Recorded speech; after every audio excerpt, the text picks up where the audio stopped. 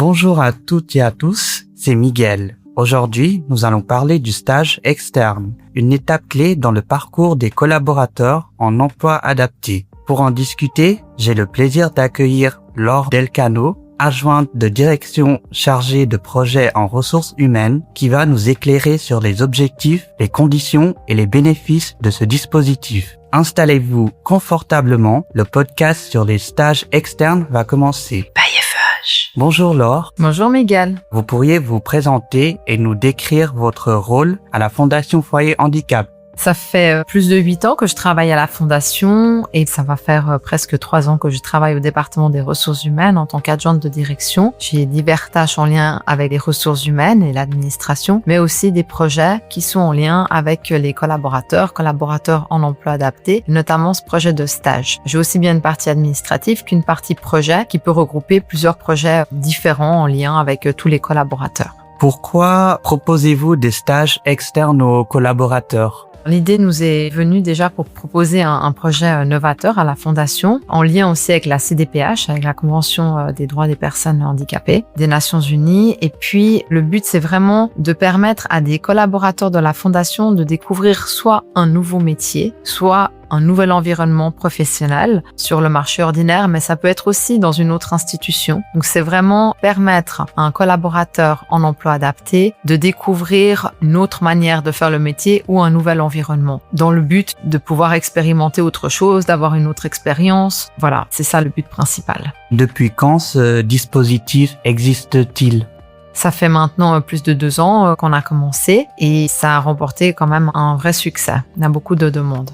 Comment se déroule la mise en place d'un stage externe ? Au début, on avait lancé une enquête auprès de tous les collaborateurs en emploi adapté. Sur les 250 environ collaborateurs, on en a une trentaine qui a répondu qu'elle voulait faire un stage. Tout a commencé comme ça. Suite à ça, il y a eu des autres personnes qui sont venues vers moi pour me dire « Ah ben j'ai vu mon collègue qui a fait un stage, j'aimerais aussi en faire un ». Donc voilà, la liste, en fait, elle est pas figée. J'ai une liste de personnes qui veulent faire des stages et c'est une liste qui est en mouvement continu. Il y en a qui me disent « Ah bah finalement, pour le moment, je me sens pas trop, j'avais envie, mais finalement, j'ai pas envie. » D'autres personnes qui me disent « Ah bah j'avais pas envie, puis finalement, j'ai envie. » Donc moi, je fais un peu un suivi comme ça des personnes. C'est pour ça aussi que j'essaye de travailler sur tous les sites différents pour que tous les collaborateurs puissent venir me voir et puis me parler des stages. Et ça a aussi commencé avec Catherine Walter qui me disait souvent « J'aimerais tellement expérimenter autre chose. Mon rêve, c'est de travailler dans un magasin de jouets. J'aimerais vraiment expérimenter ça. » Et c'est vrai que ça met une petite idée comme ça dans ma tête. Avec Nathalie Castan, qui est directrice, on en a discuté. Et puis, on s'est dit, on va lancer ce projet de stage qui correspond vraiment en fait à notre mission, c'est-à-dire proposer aux collaborateurs en emploi adapté d'expérimenter, de mener leur propre parcours et leur propre parcours professionnel. Et puis on s'est dit, ça, on va pouvoir le rattacher à la CDPH. C'est vraiment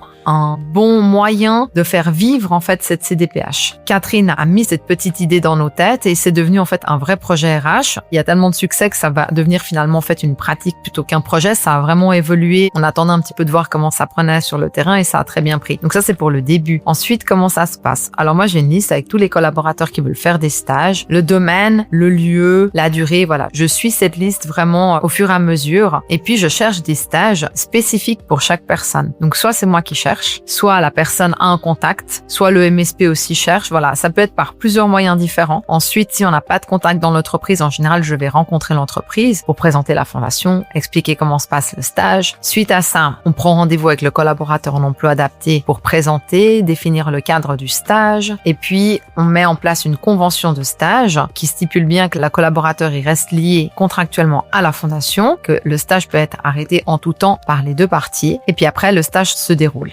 Quel type de structure accueille les collaborateurs ? Tout type. Vraiment, on a des contacts maintenant dans pas mal d'entreprises. Alors, évidemment, on peut faire les stages dans une autre institution. En général, c'est vrai que c'est plus simple à réaliser parce qu'on a déjà les contacts, mais on peut aussi faire des stages dans des autres entreprises. N'importe quoi. Vraiment, c'est tellement divers. On a eu King Jouet, l'université, des agences de placement, des restaurants et le marché ordinaire est preneur et vraiment très bienveillant par rapport à ces demandes. En général, c'est très positif. Y a-t-il des critères pour pouvoir faire un stage externe? Il faut avoir envie. Sinon, il n'y a aucune limitation. Nous, on pose aucune limite. À partir du moment que la personne a envie de réaliser son projet, on fera tout pour trouver la structure qui permettra de l'accueillir, mais aussi sur le marché ordinaire. Je veux pas parler forcément d'institution. Il n'y a pas de limite. À partir du moment que la personne a envie de faire un stage et qu'on trouve la bonne entreprise et la bonne personne à l'interne qui va suivre le stagiaire, il n'y a pas de demande particulière.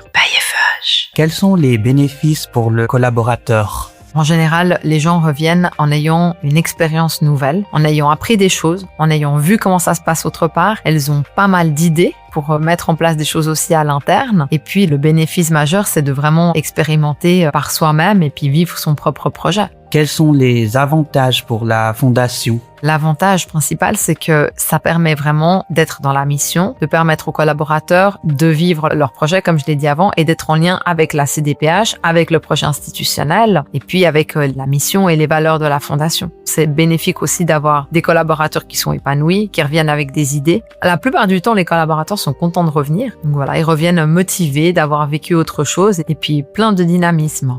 Est-ce qu'il y a un accompagnement pendant le stage externe?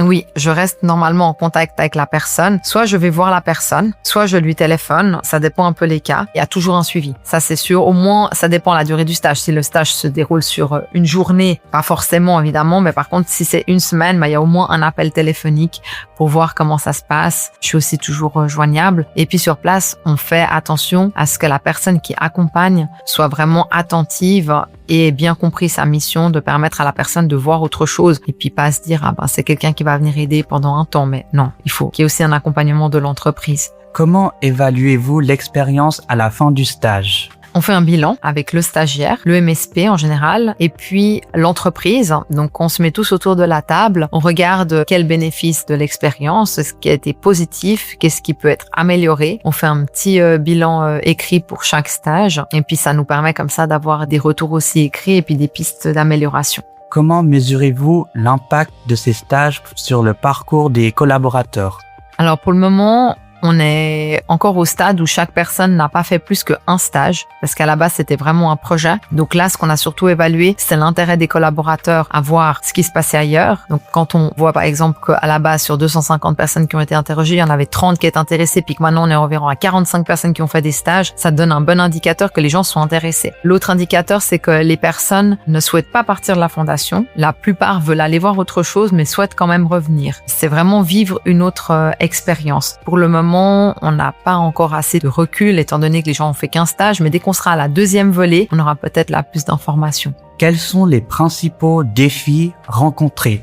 Alors des défis logistiques, tout simplement, parce que des fois c'est pas accessible. Il y a pas mal d'endroits qui me disent, moi je suis tout à fait d'accord d'accueillir quelqu'un, mais je peux pas accueillir quelqu'un, par exemple, qui est en fauteuil, parce qu'il y a que des escaliers. Donc ça, c'est encore des grands défis vraiment tout à fait logistiques. Sinon, au niveau des entreprises, ce qui est parfois compliqué, c'est que quand on n'a pas un contact, c'est difficile de trouver la bonne personne qui va pouvoir nous dire oui ou non. C'est vraiment un des points les plus compliqués pour moi. Quand j'ai pas un contact, voilà, j'y vais un petit peu au petit bonheur en téléphonant, mais c'est pas forcément simple, mais franchement, globalement, les entreprises sont très accueillantes de la démarche. C'est très positif. On voit qu'il y a quand même un changement au niveau de la société sur le marché ordinaire pour accueillir des personnes qui viennent, d'un milieu qui est protégé et pour les accueillir d'une manière positive et puis bienveillante. Avez-vous des projets d'amélioration? Oui, on voudrait vraiment proposer le stage comme possibilité dans le bilan et perspective qu'on doit faire normalement une fois par année tous avec notre manager. Maintenant, on a aussi ajouté cette case de pouvoir faire un stage. Donc, ça devient un vrai projet qu'on peut développer sur l'année. Donc, ça, c'est le principal changement qu'on a. Et puis là, on voit que le projet de stage se transforme presque en job coaching. Donc, ça, c'est aussi un projet de pouvoir accompagner toutes ces stagiaires de la manière la plus professionnelle possible. Donc, à la base, le projet expérimental se transforme en fait en possibilité de parcours. Et puis, pour accompagner les personnes, les stagiaires, voilà, être formés et puis les suivre de manière à ce que les personnes qui voudraient peut-être partir ou faire plus long, voilà, vont être formés là-dessus. Et puis les accompagner de manière professionnelle et moins expérimentale comme on l'a fait au début. Comment voyez-vous l'avenir de ces stages? Je suis assez confiante par rapport à ces stages parce qu'on voit qu'il y a de la demande du côté des collaborateurs et on voit que les entreprises sont ouvertes. On l'a vu aussi avec Duo Day. C'est Duo Day qui nous avait proposé de faire cette journée d'immersion. Donc à mon avis, c'est vraiment quelque chose de prometteur. Pas forcément pour tout de suite quitter la fondation, mais en tout cas pour permettre aux entreprises de faire un pas vers l'inclusion. Donc peut-être que c'est un pas. On a pas mal de demandes. On a aussi maintenant La Poste qui cherche un collaborateur en emploi adapté. Donc ça, c'est vraiment le type, à mon mon avis, de poste qui va de plus en plus se développer. Pour le moment, ils veulent engager quelqu'un qui est sous contrat foyer handicap.